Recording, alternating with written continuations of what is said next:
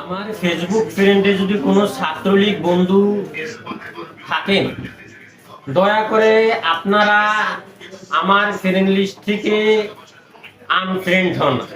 আপনাদের উপরে আল্লাহর গজব পড়ুক। এই কথাটি বলতে খুবই কষ্ট হচ্ছে। আপনারা আজকে যেই ভাবে হামলা করছেন ঢাকা বিশ্ববিদ্যালয়ের এবং কি সিলেটের রাজশাহী বিশ্ববিদ্যালয়ের ছাত্রদের একটা ন্যায্য অধিকার জন্য, মেধার ভিত্তিতে চাকরির জন্য, তাহলে এত টাকা পয়সা দিয়ে পড়াশোনা করে লাভটা কি?